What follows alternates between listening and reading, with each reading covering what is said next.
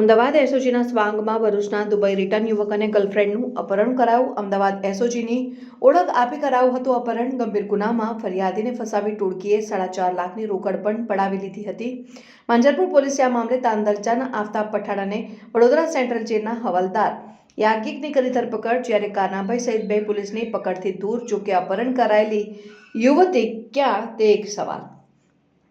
ભરૂચથી Innova કારમાં girlfriend સાથે વડોદરાની એમએસ યુનિવર્સિટીમાં આવેલા દુબઈ રિટર્ન યુવક અને તેની ગર્લફ્રેન્ડનું તારીખ 12મી નવેમ્બરે બપોરે અમદાવાદ પોલીસના સ્પેશિયલ ઓપરેશન ગ્રુપના સ્વાંગમાં મકરપુરા રોડ સુસેન સર્કલ પાસેથી સ્કોર્પિયો કારમાં અપહરણ કરવામાં આવ્યું હતું.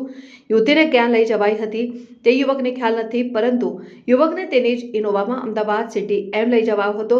તો તું શું કામ કરે છે અને કેવા કામ કરે છે તે અમને ખબર છે. અમારા પીઆઈ તને ઊંધો લટકાવીને મારશે તેવી ધમકી આપીને પતાવટ કરવા માટે ₹50 લાખની માંગણી કરી હતી.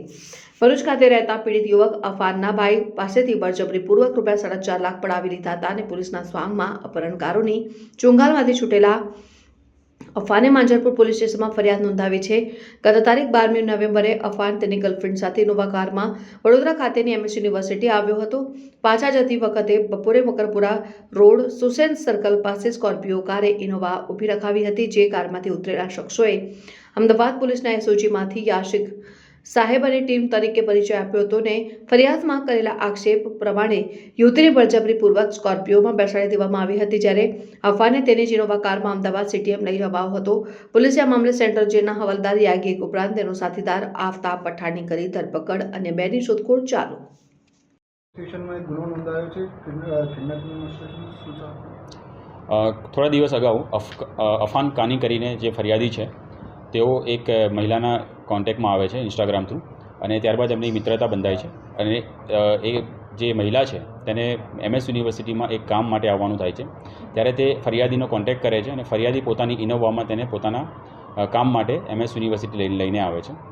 જ્યારે એમએસ યુનિવર્સિટીમાં પોતાનું કામ પતાવીને આ ફરિયાદી, એની મહિલા મિત્ર અને એમનો ડ્રાઈવર જ્યારે પરત થઈ રહ્યા હોય છે ત્યારે બરોડા ડેરીથી સુસેન તરફ જતા આર્મી કેન્ટોનમેન્ટ એરિયાની સામેવાળા પોર્શનમાં એની ગાડીને એક સ્કોર્પિયો ગાડી દ્વારા રોકવામાં આવે છે. સ્કોર્પિયો ગાડીમાંથી 3 જણા ઉતરે છે અને એની ગાડીમાં બેસી જાય છે.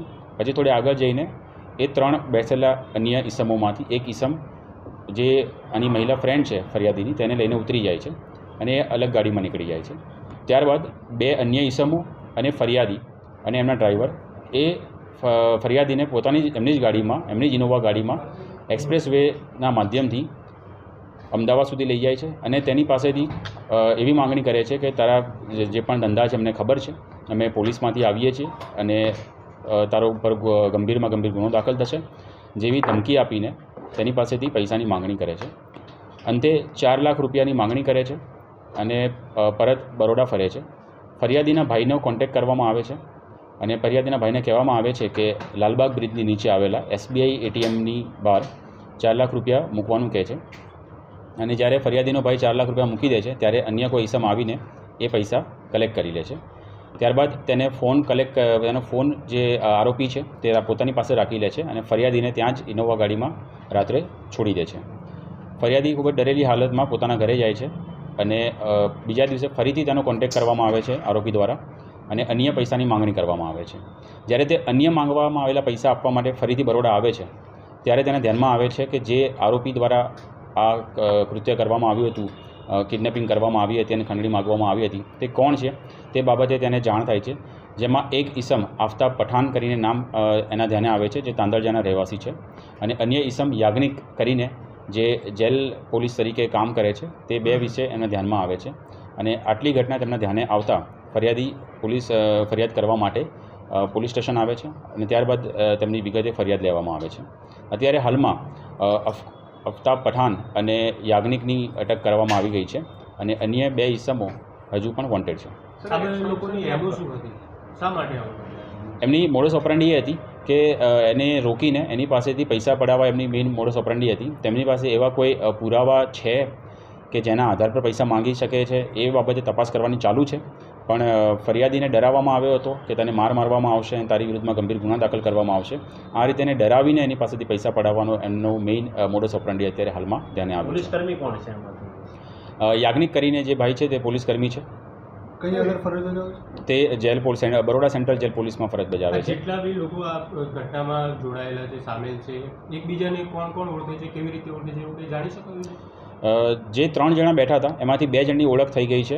એક યાજ્ઞિક જે જેલ પોલીસ તરીકે કામ કરે છે, અન્ય ઈસમ આફતાબ પઠાણ જે તાંદરજાના રહેવાસી છે, અને અન્ય 3rd ઈસમ જે બેઠા હતા ગાડીમાં એમની સાથે તે કાનાભાઈ કરીને છે, જેમની પકડવાના બાકી છે ને તે હાલમાં વોન્ટેડ છે.